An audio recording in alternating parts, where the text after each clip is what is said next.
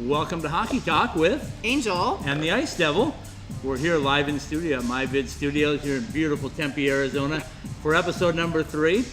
Had a great opportunity today to go down to Tucson and cut in some great videos with 3 very Tucson knowledgeable hockey people. Absolutely.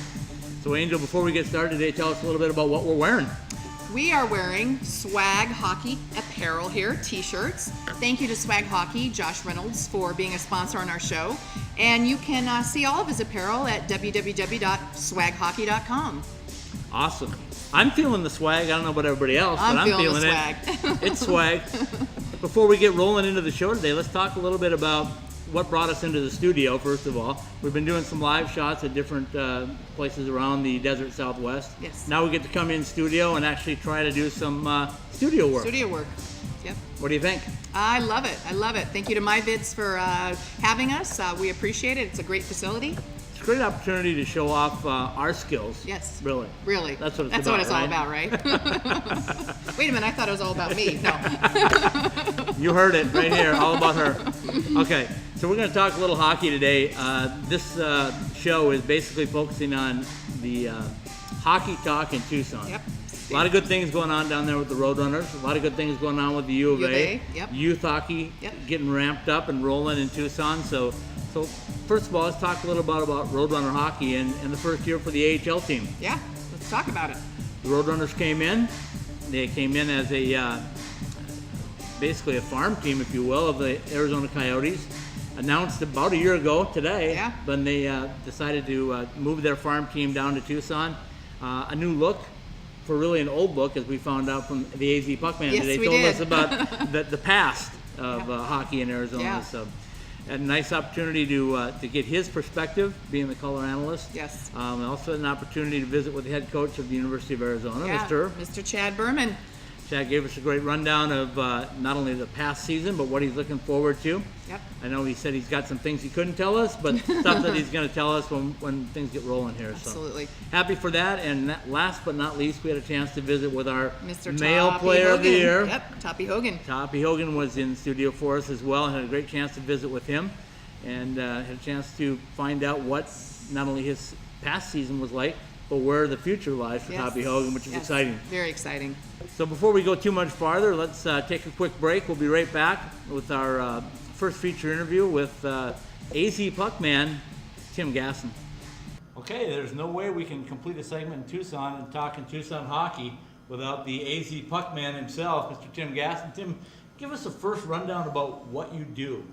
Well, why I'm called the AZ Puckman is I'm involved in a lot of hockey here in Southern Arizona. I'm the hockey columnist for the Arizona Daily Star, media director for U of A Wildcat Hockey, and I do radio color for the Tucson Roadrunners American Hockey League team as well. So I'm sorry, I wasn't. I forgot. Keep going. I forgot. I'm also president of the World Hockey Association Hall of Fame, which is the connection to the Roadrunners here. Absolutely. Because the Phoenix Roadrunners of the World Hockey Association now live on here in Tucson with the Tucson Roadrunners. So let's start off right there. Let's talk about Roadrunner Hockey. First of all, a year ago when they were announced that they were coming to Tucson, what did you think? Well, we've been waiting a long time for professional hockey to come back to Tucson.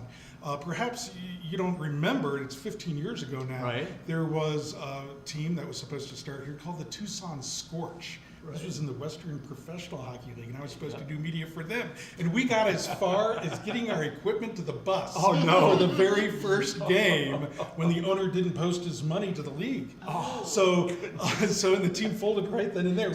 We got through camp. We had everything ready to go.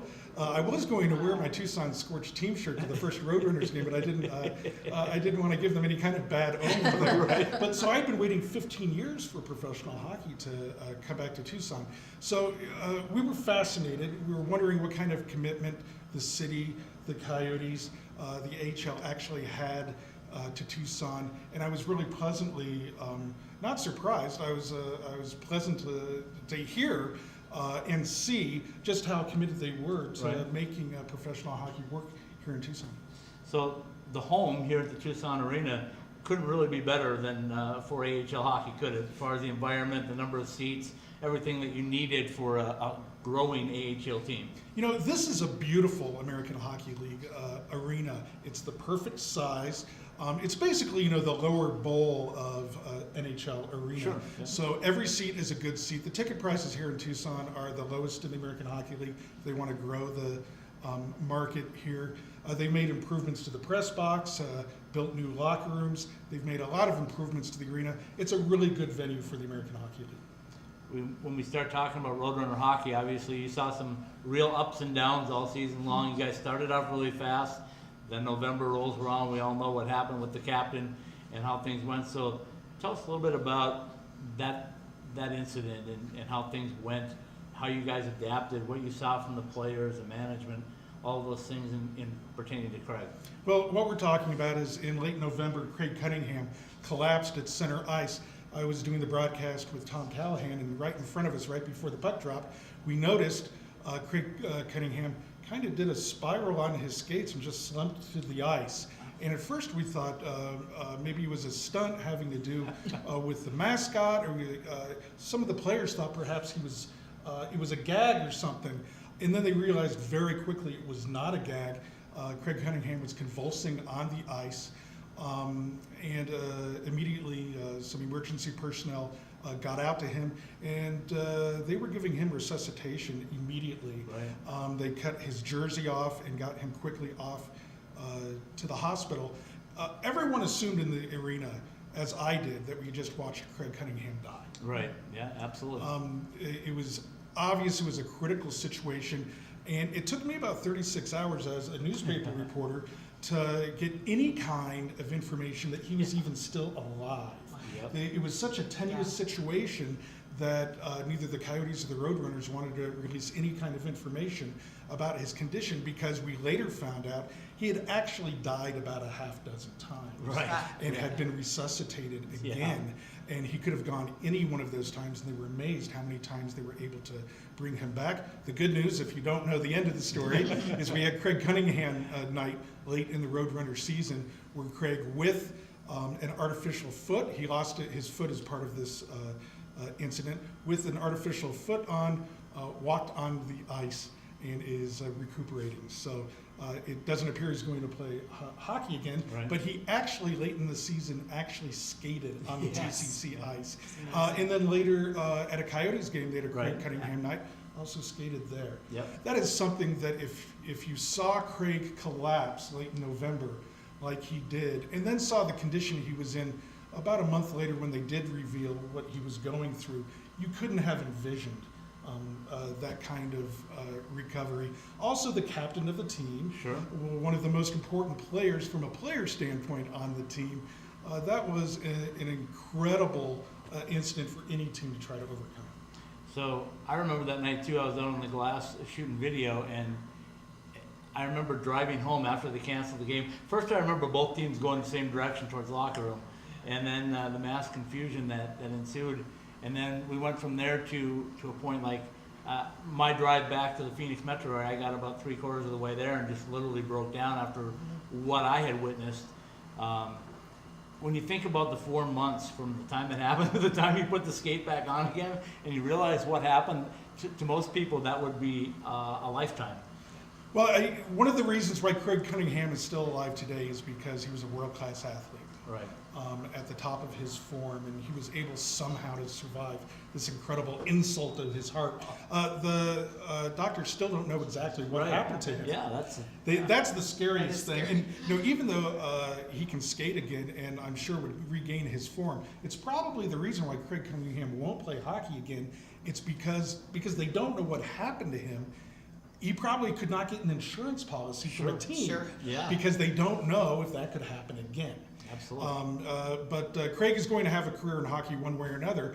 It'll be interesting to see if he's back with the Roadrunners on the coaching staff or has some other positions in the Coyotes organization. But they have not forgotten about him. Right. And he was having a great season too. Right. We forget about the hockey part of this. Right. We forget about the hockey part. Yeah. He was having a great season as the captain of the Roadrunners. And for those that don't know or haven't seen pictures yet, that jersey hung outside the locker room all season long. Whether it was a special night jersey or the home jersey or the away jersey, the AHL took him on at the All-Star break and actually did some things for him as well. So this was a Tucson thing, but it was also an AHL thing, wasn't it? Craig Cunningham remained the captain of the team. He's still listed as the captain now. He has not retired. On every roster that we got for each of our broadcasts, he was in the roster. Right. He was never a scratch. And they did hang his jersey outside of the locker room for each game. I saw that you posted a photo I took of his special jersey. They had Right. a lavender jersey for cancer awareness. For any of the specialty jerseys, they made a Craig Cunningham with the C on the. And each game I would walk by and I'd flip it over to see if the C was there. Did they do it? Was it all there? Every single time. They did not forget about their captain, Craig Cunningham. So that was both a low point and a high point for the season for the Roadrunners. But talk a little bit about some of the other experiences that Tucson experienced as far as having a professional hockey team. What did you see from the press box? Well, Tucson's ready for professional hockey. This is obvious. The Roadrunners are going to get stronger. Their fan base is going to grow. They have not even started to market the team yet. Right. So this year there's going to be great marketing. This kind of marketing, folks. Yeah. The kind of great. the kind of Real marketing, the kind of marketing that keeps your sign from falling down. That's right. During your broadcast. We can't afford that kind of marketing, but professional hockey can provide that kind of marketing. So the Roadrunners are going to start marketing more heavily. They really haven't even started to penetrate this market. There's already great enthusiasm. And what I'm hoping to see, I do think that there's real sincere interest from both the Roadrunners and the University of Arizona to become larger partners in this community. I think that the Roadrunners can be of great use to Arizona hockey. I think the two teams can be of good use to each other to build the market of hockey throughout southern Arizona. I think some people like to see them as adversaries. Right. I don't see them as adversaries. I think they can become great partners. Right. And raise the tide for both organizations. So tell me what we need from youth hockey level in Tucson. You need more ice, right? I know Angel's digging that question. I was just wondering, where do you see the future? I mean, obviously youth is where it all starts, right? And where do you see the future of Tucson hockey? Well, Tucson hockey, as you're alluding to, all depends on a new ice surface. The TCC is used almost continually when ice is down by figure skating, by youth hockey, by men's league hockey, University of Arizona, and the Tucson Roadrunners. There isn't enough ice to go around. The Gem Show kicks hockey out of the Tucson arena for almost all of January and some of February. It creates scheduling havoc for every team. So there's been so much talk. We've talked to so many different investment groups, so many different groups of people who are interested in getting this done. What needs to be done to meet everybody's needs is 2 sheets of ice, with 1 sheet being a multi-purpose kind of building that they can put down an artificial floor so that the Gem Show stuff goes in there, right. And the TCC is used by the U of A and the Roadrunners for hockey continuously throughout the whole year. This is what needs to happen. We keep thinking we're really close to hearing Right. the investor group, Rio Nuevo and the city coming to an agreement to get this built. And we think we're close again, but until it actually gets announced, Right. more than that, until I actually see a shovel in the Right. ground, and I see a shovel in the ground, Right. I'm going to go out there and sit there and wait for that shovel You to cut in the the ribbon. ground. Exactly. Until it starts to appear before our eyes and we can actually set a schedule. It'll change everything for all teams. And what I envision is if it could be a 1,500 seat arena, if one of those ices could be Right. more than just a practice rink, a 1,500 seat arena, Right. that could be the kind of home for U of A hockey that they could really succeed in and live in, and then play the games against ASU at the TCC, larger opponents in the TCC, Yep. but at a 1,500 seat kind of level as their home, so it's the home of the Wildcats. I think that would serve the Roadrunners better. They could have the TCC as their home, the Wildcats with their home, and it would help both organizations work together, I think. Well, there's a pretty nice facility going up in Vegas that we were just at last week Yes. that would really meet those needs. Now, it's a little different because we're talking NHL, but what they've done for UNLV hockey up there is definitely what could happen down here. Well, Angela, what you're talking about youth hockey, there's a great example of a new NHL team understanding their future for their market Yep. is growing youth hockey. Yep. And partnering with that college hockey team. See, they don't have to work against each other. They're not adversaries. They can each have their Right. part in that commercial marketplace and help each other. Absolutely. So Agreed. when we talk about the future of Tucson hockey, and we've seen the numbers of how the kids have come out. I remember taking pictures at the end of the season with all the young kids sitting around waiting for autographs from their favorite Roadrunner player and from their favorite U of A player. Yeah. So where do you see the future, the immediate future? Where are we going to be this time next year? This time next year, the ACHA finals will be over. And I can't tell you that the Wildcats are going to win the national championship this next year, but they're going to be in this tournament this next year, and they're going to go deep in the tournament this next year. I think that Coach Berman is on the cusp of creating something really special with U of A hockey. I should explain, I go back with U of A hockey 30 years. Right. I was the media director of this team 15 years ago, a long time ago, and I've been drawn back. I think Coach Berman is on the cusp of doing something very special with U of A hockey.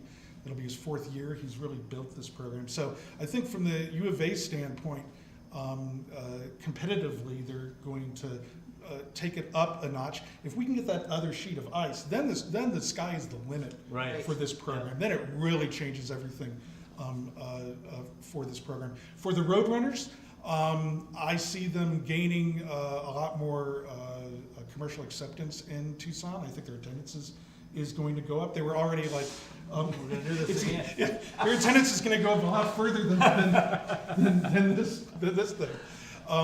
We need a new tape sponsor, by the way. New sponsors needed it. All right. Definitely. I'll start over.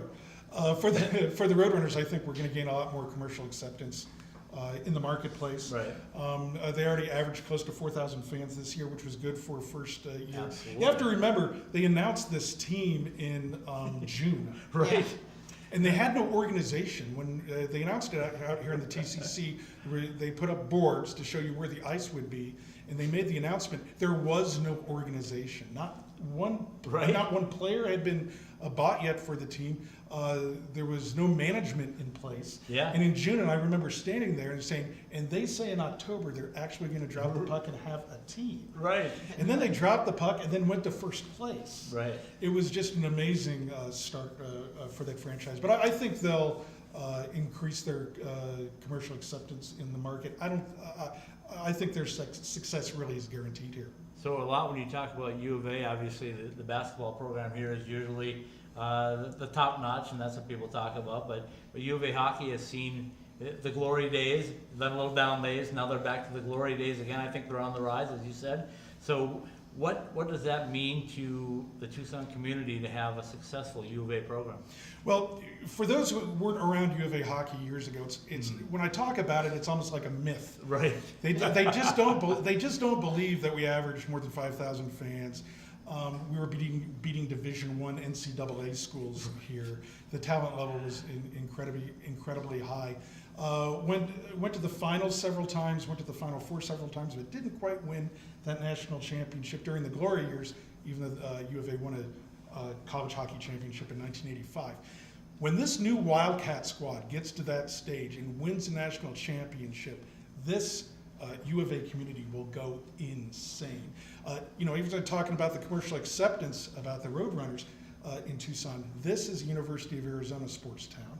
And, as a U of A alum myself, I believe that's how it should be. Right. When U of A Wildcat hockey wins that national championship here, this community will go insane. And I really think that U of A hockey will ascend once again to that number 3 spot that they used to have in attendance at the U of A. Right. They were below basketball and football and at number 3. Yep. And I think they'll get back there.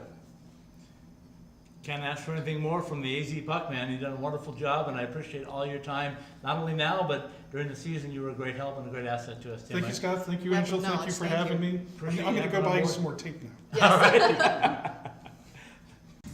Hi, I'm Scott with Ice Time Hockey Southwest, and I'm Angel with Ice Time Hockey Southwest. And Angel's our VP of Marketing.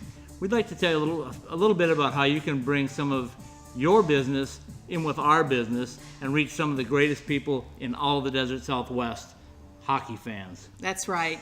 Just give me a call, send me a message, text, whatever. We'd love to see how we can collaborate and help each other out. To reach Angel, you can call her at 480-559-1570, or reach her by email at angel@icetimehockeysw.com. And for all of your marketing needs, all your sponsorship needs, hockey fans are some of the greatest supporters in all of sport. Absolutely. And we're back at Hockey Talk with Angel. and the Ice Devil. Back for segment number 2. Wasn't Tim Gasson awesome? He's an amazing knowledge wealth of hockey. Man, I'm telling you, and the knowledge within his body is incredible. It How he remembers everything, how he does everything is fantastic. And now let's move on in and visit with the head coach of the University of Arizona Wildcats. Yeah, Mr. Chad Berman, yes. Bring him on in. All right, well, step 2 of the U of A tour is going on right now with the head coach of the University of Arizona Wildcats, Chad Berman. Chad, welcome to the show. Oh, thanks for having me. Always nice to be in the old Pueblo. Yeah. I can tell that you've enjoyed a little bit of your time off since the end of the season. Yeah, well, yeah, I mean, it's still busy. It's just a different kind of busy, but, Right. But I get to go see my son's t-ball games and stuff like that, so that's fun.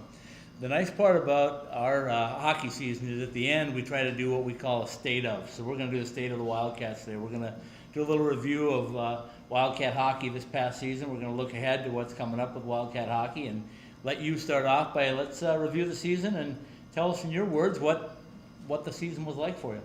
Yeah, obviously an interesting season to say the least. I think we without question achieved some steps and some accomplishments that were on our radar.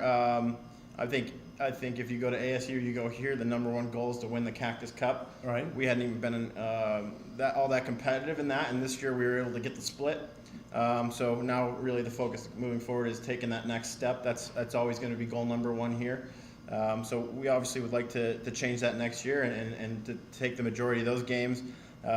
Disappointed we didn't get in the national tournament. We feel we had a good enough team. I've had some time to reflect and some things I'd like to change. So we're going to make some necessary adjustments and make sure that never happens again while I'm here. And I think as a coach, anytime you feel like you came up a bit short on a goal, you first and foremost reflect in the mirror on what you could do differently. We certainly had our string of obstacles between the injuries and lack of ice and travel, but I don't know a competitor in the world that relies on excuses. So we get over that, and I know myself, I have a chip on my shoulder for next season. We've got something to prove, and and that's what we're going to do. We got a big summer ahead of us. Let's back up to the start of the season. First things first, you got a new tenant in your building, which caused a little bit of not uneasiness, but difference, right, with ice time sharing, something like that. Yep. You end up with new digs where we're sitting right now in your new locker room, Yeah. got a new coach's office, got some things like that. But tell us a little bit how difficult it was to do a schedule without ice. I'm kind of used to it. It is what it is. So Right. I think we're, I don't want to announce anything yet, but I think we're thinking of some creative solutions outside the box, Right. To get ahead of it. I've always been a fan that these kind of things are resources. We need to be more resourceful. So that's kind of part of the reflection. How can I handle what I can control? Can I do more film? Can I have more individual development sessions with players? I think absolutely. So that's the way we're going to approach that going into next season. I know we have a lot more ice next year. Right.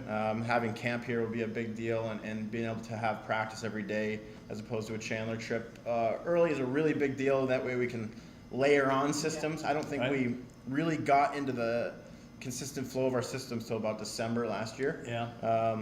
And stuff like that it's as much physical habit as far as like you need to repeat these things to make it really set in stone when you got 30 guys getting on the page. So to be able to teach it's great, to be able to talk about it, show it on film's great, but you really need to keep repping some of the details. And so it took a while to come on there, but during this process, look what we accomplished. We beat UCO on the road early in the season with no practices, and that's the eventual national champions. So Yep.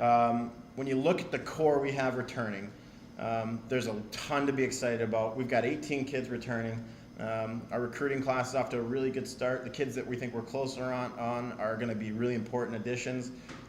So we've got all the reason in the world next season to come in and shoot for the stars here.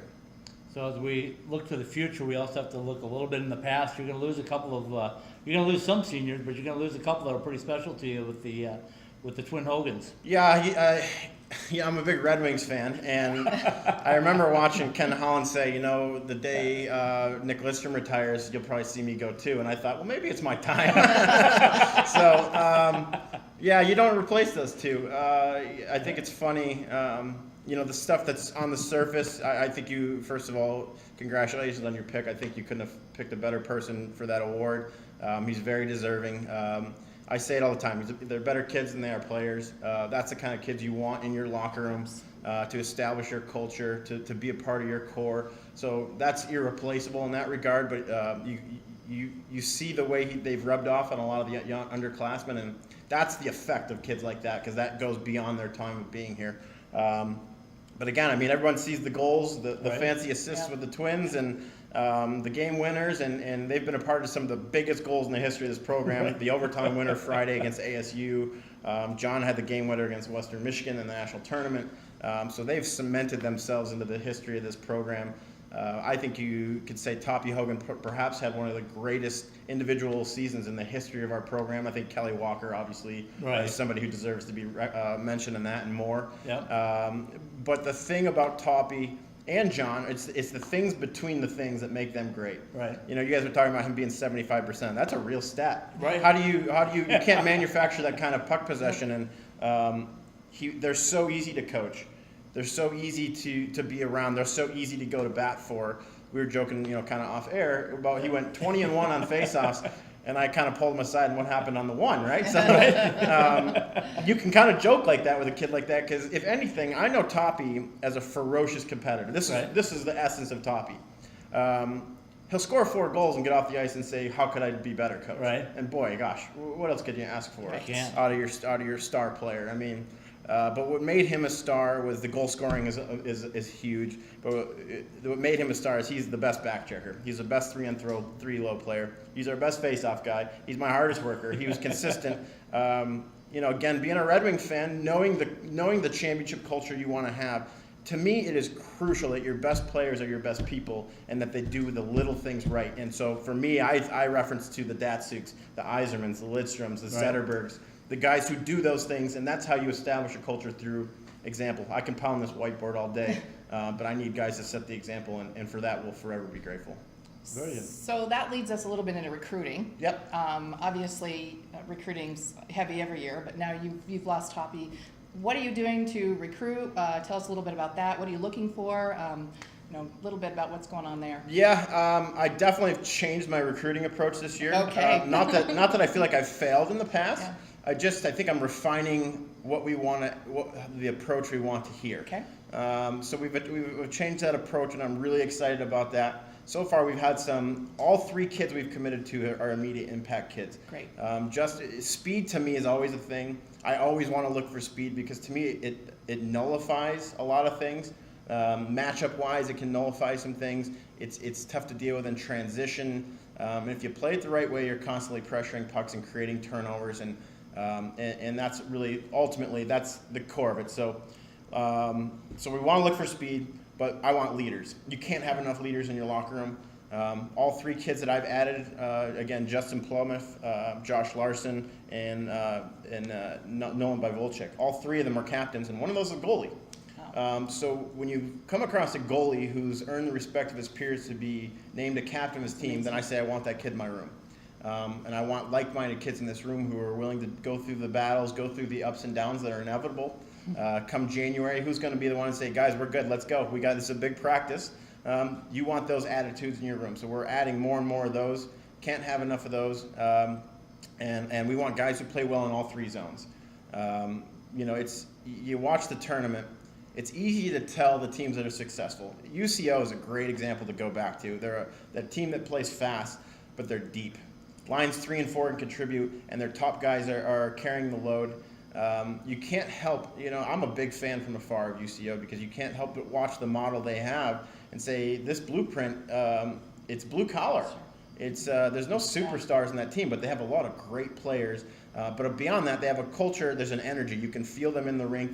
Every time they come in, their stretches, I find it a little annoying, but what I can appreciate is the chants and stuff. That's an energy that's infectious to say, Sure. we're doing what we love. Sure. And if you're going to get kids to come across the country to play here, I want kids who love going to the rink every single day. That makes it easier to go to work for them, with them. Again, it's about the environment and the culture that you want to create. It's a marathon. It's not a sprint, as everybody says. So over the long haul, you're going to have your ups and downs, and so it's about focusing on the small details, and those things add up in the end. And you can look back and say, hopefully you have a successful season. I think a lot of the other, some of the other coaches we've talked about have been all about size too. How's your size going to be on your team this year? I think that is important. I mean, you got to have a few. Size is a bonus to me. Okay. I mean, of course, if it's like I've got a 5'10" skill player and a 6'4" skill player, let's take him. But to me, it's just bonus. You want size. I don't want to be undersized. I think it has its place. I think if you're going to be successful in March, it's the dirty areas of the ice you've got to succeed. So size matters, but what's the saying? It's not about the size of the dog in the fight, it's the fight in the dog, right? Yeah, so very true. Give me a kid who wants to compete for 60 minutes, who hates to lose puck battles. I'll take that if it means he's smaller. And so you want size. We certainly aim to add size, especially in D. I like guys with reach. But if I've got a smaller puck moving kid, to me it's about skating, the simple skills and mentality. Those are the things we value above that. If you get a big kid as a result, and certainly bonus. that's a bonus. Yeah. So we know the future of U of A hockey on the ice with your players. Let's talk a little bit about ACHA D1 hockey and the addition of a couple of teams possibly coming in. We know UNLV's coming in the area. Yeah. So that's going to make some changes. Travel obviously is going to be affected. It won't be quite as bad, hopefully. Yeah, And we'll still give you a little competition. So tell me what your thoughts are on the growth of hockey in the Desert Southwest. Yeah, I mean, I hate to tip the cap to our friends up north, but I think Greg Powers deserves a lot of credit for the things they've accomplished there with their Division I program and winning a national championship. I think that's the attention getter that really kind of the spark to the fire. And then you grow into a D1 team, and I think that's kind of opened up a lot of athletic directors' eyes to hockey out west, and I think that's that just gets the momentum moving forward. The competition gets better and better out here. I think even at the NHL level, you're seeing more and more California kids every single year, and I think it's great. We all want to grow hockey. We've got an AHL team in the desert here, right? So we all want to grow hockey and see it grow. We're all fans first. It starts to me with Greg Powers and to what they've started there, and I think beyond that, we're all trying to kind of grow as we go. So we obviously know the rivalry between U of A and ASU. That speaks for itself, but do you see any future rivalries coming if Grand Canyon gets to the D1 level, or UNLV now going to the D1 level? Do you see any rivalries building there, or will it always be the big one? It'd be impossible to replace the Forks. My son's become fond of the logo, unfortunately, and so I come home and he's got he'll tape the floors and he'll put a blue line and red line because we're gonna play floor hockey as soon as I get home. And now he's putting a fork, so I gotta go home and look at a fork in my living room. It's been a lot of conversation with that. Coach Powers, are you listening? You got a recruit down the road. So needless to say, he's grounded. No, I mean you're never gonna replace that rivalry. Right. And look, I love those games. That's what you look forward to. Look at the drama that's ensued in those games. Our first win against them in December, they get that 6 seconds left and they get a penalty shot, which ended up being the wrong call. Right. And then you have the overtimes, the shootouts. It's the abilities, all that stuff goes out the door when it's your rivalry. It's about who wants it more, and those games are fun. And if you're competitive, you enjoy those. Outside of that. I consider anybody who steps across the lines to be a rival. I certainly don't. There's a lot of teams that you just kind of hate to lose to more, for whatever reason it might be, and everybody for a different reason. And so, I think if you're competitive, you just love winning. So, fair to say that the state of the Wildcats is pretty good? Absolutely. I think we're trending every year in the right direction. I think we keep getting bigger and better on and off the ice. We're winning more games. We're getting into the tournament. We're starting to get into that conversation of, okay, it's time to become a top 10 team. You know, we're striving off the ice to be great community members, and we've been honored with a tremendous award for the community service. You know, those are the things that tie together a great program, and I think, boy, just another building block to where we want to go. Let's finish up by telling us a little bit about that award you just got with it's a great award, and a lot of people don't know how much you guys do off the ice, but tell us a little bit of just a couple of things that you guys have done. It's priority number one here to make sure that we're contributing members to our community, and that we're leaders in our community. I've said it a few times. Again, I have a 5-year-old son, and I see the effects. Yeah. When we go home and play floor hockey over the Forks, my son's announcing himself as goal scored by number 2, John Hogan. You know, I hear that all the time in my house. And so I see firsthand what it means to the kids and how much that matters. So we want to be out there in their classrooms talking about the importance of education, doing your homework, out there in the children's hospitals, being I don't want to say seen, because it's not about us being seen. It's about us making an impact. Right. Pink the Rink's something we're really proud of. Pucks and Paws, having dogs here in the Humane Society and giving back to them. These are, you know, I think first it's a testament to the administration and everybody involved behind the scenes who do a lot of work. So I think it's great to see them get rewarded. It's certainly a tip of the cap to the players, because these kids put in a lot of time outside of the ice. And they do it with a smile because they understand how important it is. But first and foremost, the fan base we have. We can hold an event, but if nobody comes, it doesn't matter. So for us to have the backing and support of, hey, we're doing Pink the Rink, and we raised $10,000, that comes from people saying, I want to come out and be a part of this. So there's something special about the Pink the Rink games. It feels like the entire city's in the arena. And that's stuff where it becomes more than a university team. It's a city's team. Right. So we're going to end it all by the rumor I heard is that it's almost 100 degrees down here in Tucson, and I understand that TOPPIE is recruiting you to caddy for him. Yeah, something like that. I wouldn't be much advice. He'd be like, what do you want me to do? I'm like, I'd put it in the hole. So I don't have much to offer. Coach, thank you for your time as always, and go Wildcats. Absolutely. Bear down. Thank you. All right, and we're back with our new special segment called Who's in the House, sponsored by Swag Hockey. Thank you, Josh, over at Swag. Appreciate all your help and all your great insight into how to promote hockey in the Desert Southwest. So without any further ado, Angel, who's in the house? Thanks, Scott. Yes, who's in the house? Today we have with us Mr. Rashid Mitchell with MyVids Studio. How you doing, Angel? I'm doing great. How are you? I'm good. Thanks for asking. So tell us a little bit about MyVids.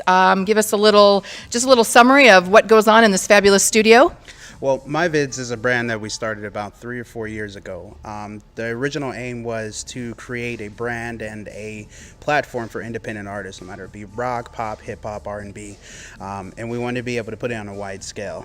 So we created a platform, we created a studio to create this show using some of the traditional shows like TRL, you know, for people who watch BET 106 and Park, for people who watch MTV and VH1, Wild 'N Out, different things like that. We incorporated that into the show.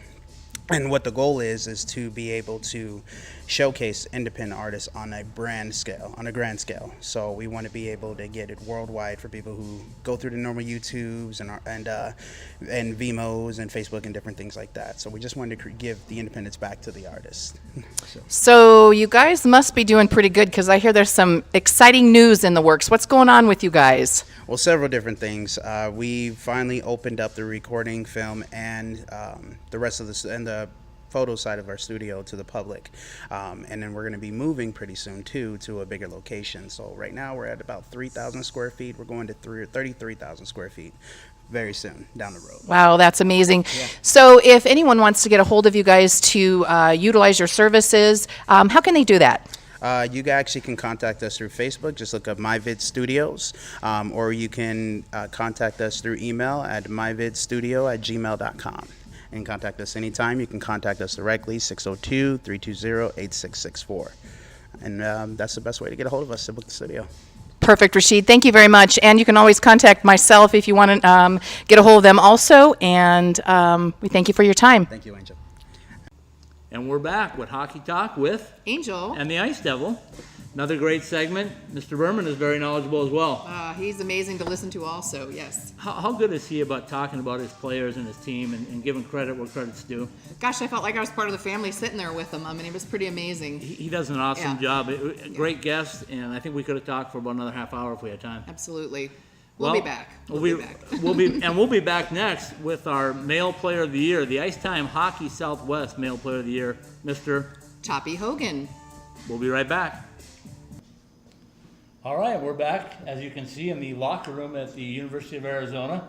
Great opportunity to present our Ice Time Hockey Southwest Player of the Year, our Male Player of the Year. Let's put it specifically, Mr. TOPPIE HOGAN from the U of A. TOPPIE, congratulations. Thank you, sir. job. Thank you very Good much. job. Thank you. To explain the award just a tad bit, what we did is we evaluated all of the players in our region, the Desert Southwest. We came up with who was the best within their division, their category. You guys played in the ACHA D1, and you came out as a clear-cut winner for us. So nothing more I can say than more proud to have you on board. I know you on and off the ice, and couldn't be more proud to have you as our Male Player of the Year. Perfect. Thank you very much. Appreciate it. It's a great award.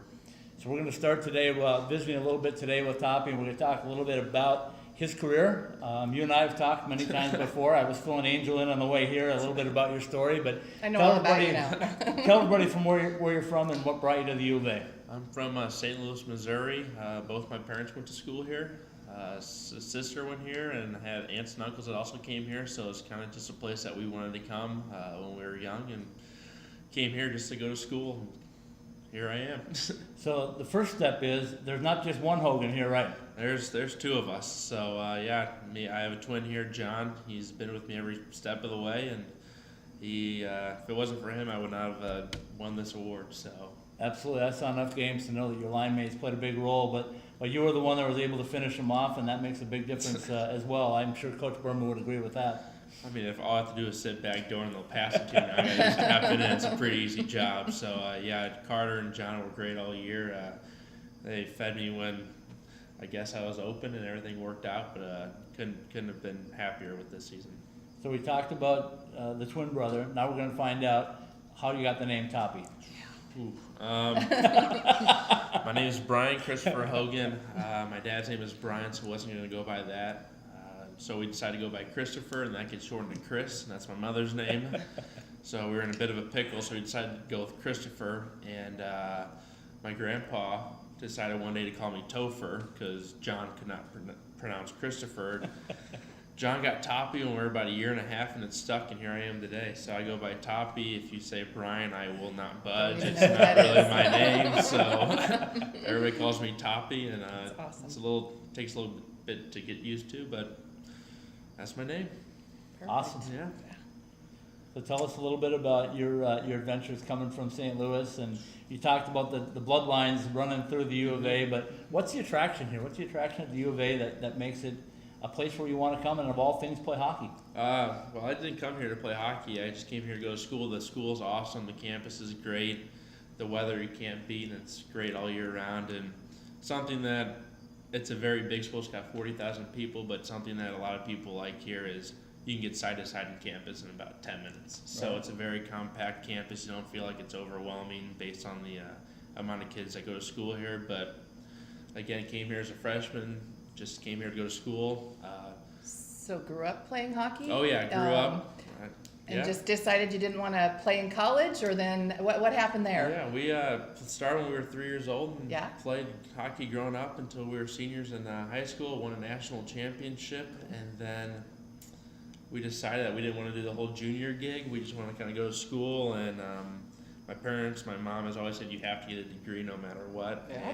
and I did not. And Good mama. And, and I've heard about, unfortunately, some of these horror stories that happen when you go to your 21, you don't get your degree till 25, and we accepted our losses that we weren't going to go to the NHL or anything like that. So The Blues lost out on that one, didn't they? Huh? So we made the choice to go to school, and we always wanted to go here. So we came here, no intentions of playing hockey, just come here, go to school. We've been here before, so it was a familiar place, and loved every second of it. And sophomore year rolled around, and my brother, unfortunately, was freshman year, I was always homesick and didn't want to go to school here anymore, and it was one of those things that we didn't have anything to do. Right. So he contacted Coach Berman and asked if he could help out with the squad and just something to do, get back into the hockey world. And he The started rest doing. is history. He started. Yeah, he did that the first semester of sophomore year, and I can remember till this day. I'll remember it. He's always said, like, he's like, what do you think about playing hockey? I'm like, John, we haven't played in a year and a half. I don't know. And he said, well, I'm working for the team, so we'll do this. And I was sitting in my apartment room eating a bag of Doritos. Hadn't worked out in God knows how long. And John had been working for the team for a few months, and he came storming into my room, grabbed the bag of Doritos, and said, get up on the treadmill. I go, why? He goes, we're playing hockey next semester. This was October. Awesome. So we went into this whole boot camp for 2 months to get back into shape, and worked out twice a day just to try to get back in it, because I believe John asked Berman if we practice next semester, then play junior year, and he said, if you're better than one of my 12 forwards, you'll play that weekend. So that was kind of that was one of the incentives to get back in shape. If you're gonna do it right. Yeah. Something my dad always taught me: if you're gonna do something, don't half-ass it. So right. really got back into it. Came out here, did the team hike, had 1 week of practice, and the rest is history. So couldn't be more thankful to Berman and everybody that's helped out, and it truly made a great college experience. Oh, that's a great story. Great story. Somebody beforehand was talking about some 75% number or something. What does that mean around this locker room? It's just one of the percentages that not a lot of people see, but I guess I went about 75% in the face-off draws this year, and that's something I've always taken pride in, and I've always liked to be that guy in a minute left, tight game, hey, go take the face-offs, and have the entire team and the coaches have full confidence in me. So it's something I worked on at the end of practices, and if I had troubles, I had no problem going to ask a coach or another centerman, hey, how have you done with this guy? Because he's licking my chops right now. He's beat me the last 3 times. What do I need to do here? They say he's quick, take the stick or something. I have no problem asking for help, but Okay. anything to improve. And that was something that I've done for the last couple of years here, and something that you don't really see on the stats, but something you can take great pride in. So Let's back up just a couple of months from today, when you were having a big home battle against your arch rivals from up north. You Yeah. guys come up with a couple of huge wins. Yeah. Should have been enough to get you into the national tournament. yeah, It didn't. Tell me what it was like that weekend. craziness. There's a bunch of different words you could use to explain that weekend, but yeah, I mean, some of us, we knew it was the seniors knew it was the final weekend, and we knew that we had to get 2 wins to go to nationals, and it was also probably the last 2 times we'll ever play ASU. So give it your best shot, and came in and first game took care of business the hard way. Right. Up 4-2 with I don't know how much time left, and your worst fear is they score with 15 seconds left to tie it up and go to overtime, and you're sitting here and it's like, come on. Like, we needed this win, but was able to pull out the overtime winner there, and then the next day you wanted to come back with a great night, being senior night, and you're down 4-0 with 13 minutes left. Right. And for some reason, none of the fans left. Maybe Right. they knew what was going to happen. I didn't know what was happening, but as you said, you got to get 1 to get 2, cut the Right. lead in half, and that's what Coach Berman always said. You know what? Cut the lead to 2, 5 minutes left, anything can happen, and popped the 1, popped 2, got the 3rd one, and then scored the 4th one with 30 seconds left, and just absolute mayhem broke out. Yeah. So it was unbelievable, and able to win the shootout. You couldn't ask for a better way to end your hockey career. So you don't get a chance to go to the nationals, but you get to leave on a really high note. Oh yeah, About as high as you can get without Yeah. being in the tournament, correct? exactly. Yeah. So tell me a little bit about the effort that the entire team put in all season long. I don't know that I've ever seen a team that was so shorthanded so many different times during the year, but what was that like being a part of a team that kept having really rough injuries? I mean, it was one of those years that you didn't think could ever happen. I mean, when you lose a player, it wasn't for 2 games; it was for 6 weeks. Right. And it happened. I mean, you get somebody back and somebody else would go out. It was just this timeline. It's like, when are we ever going to get healthy? And I think that helped out, built character in the locker room because you just had to find different ways to win. Right. And for the kids that were those bubble players to try to get in the lineup, it gave them their opportunity to play and get big minutes. But also just in practice, you knew everybody, like, we got to come together here. We got some big players out. As I said, those ball players, you got to step in, make coach not play you. So, give him a reason.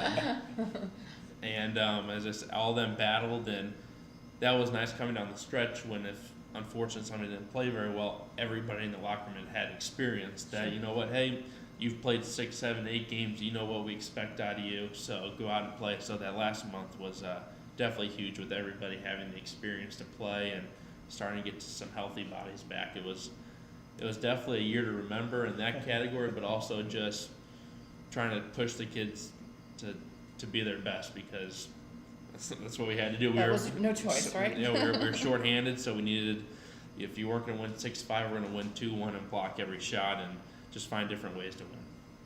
Let's talk a little bit about post-hockey now, post-ACHA D1 hockey. What's Toppie Hogan going to do for the next few years? Golf. I've always, the last few years, really taken golf to the next level, and that's what I plan to do for the next 3 or 4 years. My dad's behind me, family's behind me, friends. I got unbelievable support. So, unfortunately, my hockey career is over, but that means my golf career starts. I've been doing it for the last month and a half every day, and just like hockey, if you're going to do it, do it right. Yeah. And so for the next 3 or 4 years, I'm going to try to give golf as a profession a go. Got a lot of tournaments scheduled this summer as amateur, and then probably after this summer turn pro and do what I need to. But that's the plan. So I've always wanted to know this. Is the golf swing anything like the hockey swing? A little bit. The hand-eye coordination definitely helps out. But if you talk to a lot of the golf pros and they say hockey players make the best golfers, I wondered. even with just like, oh, I've never played golf before. Give a club to a hockey player. They're going to find a way to hit the ball in a decent form. And Very good. and that's how everybody on our team seems to play golf. It's the hand-eye coordination. Yes, it's different, having your hands together and all that stuff. But I mean, as I said, it takes time to kind of get back in the swing of things. But No pun intended. Yeah, exactly. But it's been great. Just looking forward to it. Got a tournament this weekend again, so just doing everything I can, but really looking forward to it. So we look forward, we're probably going to see a Toppie Hogan on the PGA Tour at some point in time. I would hope so. It'd be a fun job. It'd be a fun career. So. Well, it's been our pleasure to have you today. It's been our pleasure also to present you with the Male Player of the Year. Thank you very much. Hopefully we're going to see you every year coming back and taking care of the rest of the guys that are going to follow in your footsteps. Yeah, that's what I'm hoping for. Is I'm going to be here in Tucson playing golf. As Coach said, you're more than welcome to come out and help out in any way possible. So you can't golf at night, so you might as well be at the hockey That's rink. So I'm really looking forward to it. But thank you very much. Appreciate it. Thank you. Toppie, thanks for your time. And we're back to wrap up the third episode of Hockey Talk with Angel. and the Ice Devil. Great show today. Had the opportunity to be in studio for a change. Did something a little different. Had a chance to visit with some folks from Tucson. Yes. Awesome time getting down there, actually getting into the locker room at the U of A and able to do some video, which was a whole lot of fun. Yeah, great facility. If you don't know, Hockey Talk is filmed live every Tuesday throughout the Desert Southwest and then webcasted out at IcetimeHockeySW.com on Friday afternoons. Yep. Catch every one of our shows. If you missed one, don't worry. You can go back and get those on the website as well. You can watch it as many times as you want. So right now, I got to thank some special guests. First of all, we got to thank Mr. Chad Berman. Yes. We got to thank Mr. Timothy Gasson. Yep. And our Player of the Year, Mr. Toppie Hogan. Those are our special guests. Want to thank some people behind the scenes. Want to thank Robert Schneidmiller for doing the excellent camera work, and our executive producer, Terry Strandy, for her hard work. Yep. Of course, my co-host, Angel Kirk. I'm the Ice Devil. The Ice Devil. And that's a wrap.